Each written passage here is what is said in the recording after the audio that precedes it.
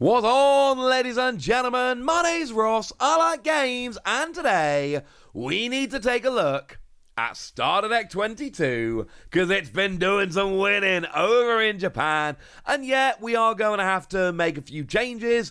Essentially, the deal is in OP08, we got a bunch of blue Whitebeard pirates.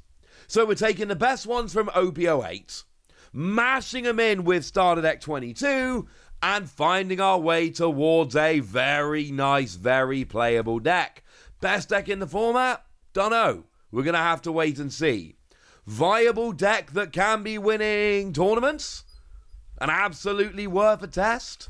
Oh my yes, and look, we're early. Starter Deck 22 only just came out, so I can't promise you this is the very best list around. What I can tell you is, this list is legit, and I love it.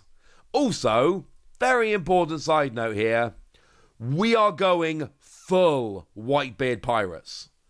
We are not playing any non-Whitebeard Pirate cards here, and that does actually make the deck quite a bit better. Although I should say, we have seen people like 817 Unica over on Twitter who have been winning with this, the same leader, but you can see there they're playing some blue Luffy cards that are not Whitebeard Pirates. So I think it's important to note this is not the only way to play Whitebeard, but I do think right now, and I absolutely could be wrong, but I do think right now that just going full tribal is probably the most fun and the best way to play it. Sound like a plan? Excellent. So where do we start then? Well, obviously we start with a leader. What we got here is mono blue, 5,000 power, 5 life, all pretty standard up till now. And then we've got an activate main once per turn. You may reveal a Whitebeard Pirate card from your hand, and essentially you draw a card and then put the card you showed on top of your deck. And that means that you can essentially stack the top of your deck. It means you can see an extra card. This card that wasn't in your hand can absolutely now be seen and put into your hand. It's adding consistency, jobs are good 'em. If you're not going full tribal, this becomes a much more important skill, but it's still very, very nice. Character-wise, we start off with your Izzo. An Izzo here, it's your generic searcher. On play, look at the top 5 cards of your deck, find a Whitebeard Pirates other than Izzo, and put it into your hand. It's brilliant. Works brilliantly. And then, of course, when your opponent attacks, you can trash it to draw a card and then bottom deck another card.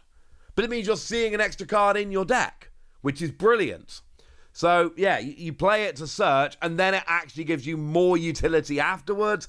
Generic searches do not often give you extra utility. This is wonderful. We love it. We're also playing Squad here, full 4 copies, activate main once per turn, reveal the top card of your deck. If it's Whitebeard Pirates, give a rested Dawn to your leader or one of your characters. Now, if you're going full tribal, it's gonna be Whitebeard Pirates, but even if you're not, you've got things like your leader skill, which are gonna make sure this works, so you leave it sitting there, and then once per turn, you give a rested Dawn to your leader or one of your characters. And then you basically force your opponent to have to waste resources taking it out. Sounds good to me.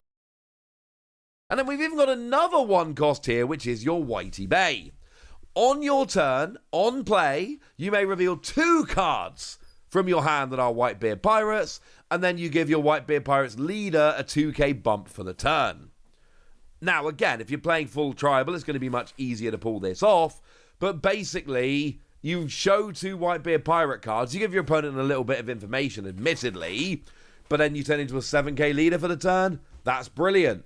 Also, counter plus 2,000, which is important. If we're going full tribal, we don't have all that many counter plus 2k. They're searchable with Izzo. This becomes kind of important. Now, moving away from 1 cost, we actually go straight up to 4 cost, and we've got the Atmos from OP08. And on play, you may reveal 2 cards of a type including Whitebeard Pirates from your hand, and if your leader is Whitebeard Pirates, you return one of your opponent's characters of a cost of 4 or less to their hand. Classic blue removal here. It's not always going to work in other decks, but here your leader is Whitebeard Pirates, and if you've got 2 cards in hand and they're all Whitebeard Pirates, you're good to go, ladies and gentlemen. You are good to go. We've also got ourselves another card from OP08, and that is King Jew, that has counter plus 2k, very important. But it's also got an activate main that lets you reveal 2 cards from your hand with a type including Whitebeard Pirates, and then it's actually a 6k. So assuming that you've got 2 Whitebeard Pirate cards in hand, this is just a 4-cost 6k counter plus 2,000. That'll work very, very nicely indeed. And then we got the new Marco. The new Marco's brilliant, because once per turn, if this character would be KO'd by an opponent's effect, trash a card from your hand to save it, and then when attacking, you reveal the card from the top of your deck, and if it's Whitebeard Pirates, it gains 1,000 power until the end of your opponent's next turn. That's very important, because it means if your opponent tries taking you out on their turn, they've got to have an extra 1,000 power to do so. Just makes it way more annoying for your opponent to actually try and take you down, which, frankly, is a good thing. We like our opponent having to go to extra effort.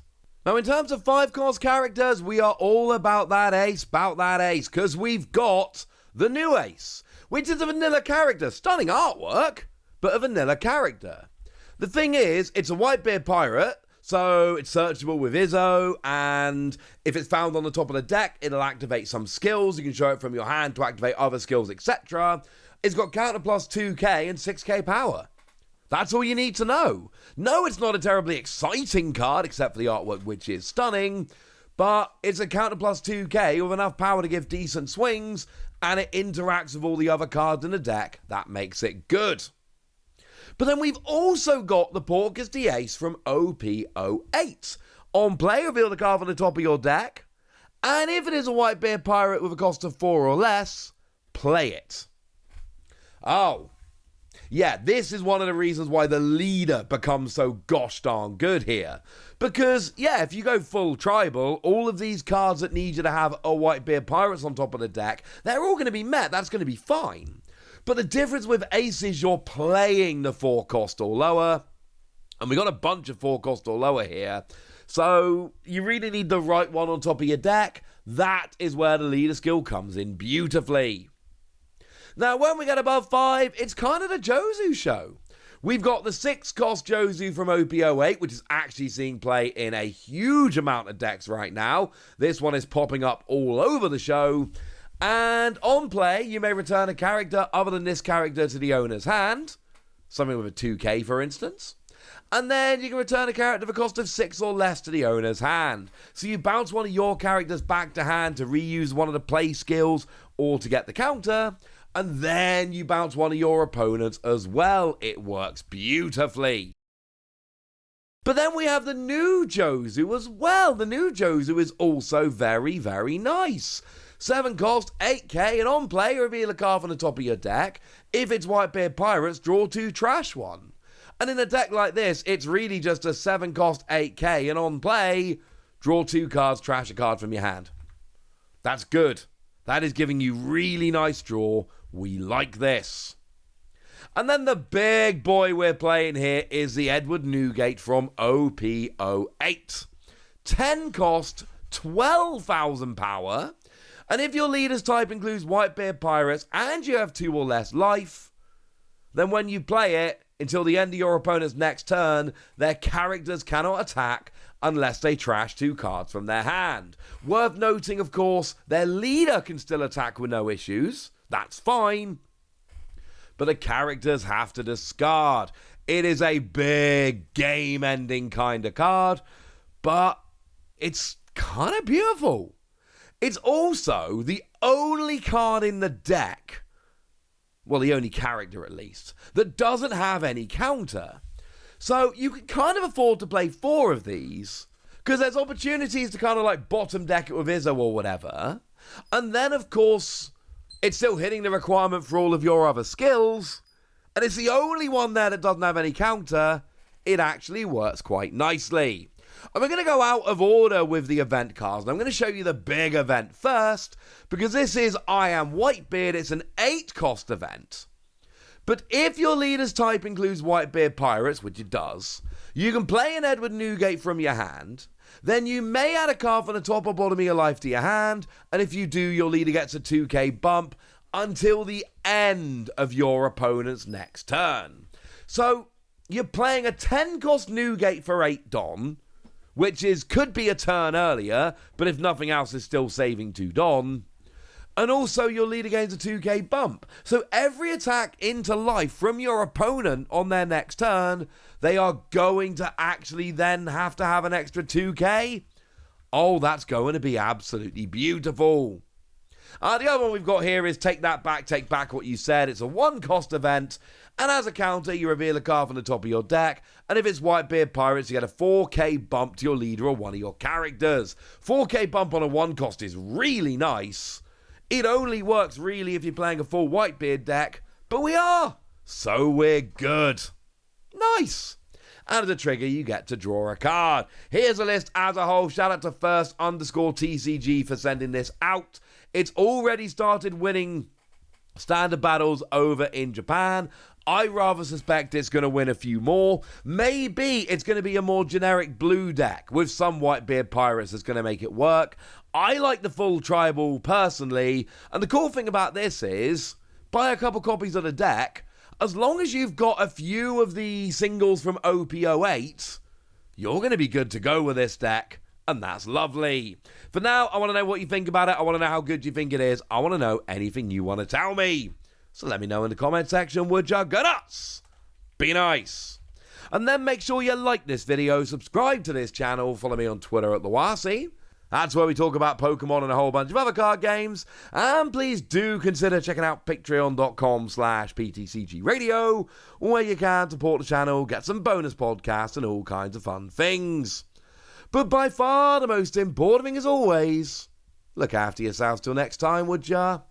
Thank you very much for watching. My name's Ross, and you've been watching Wasi Plays.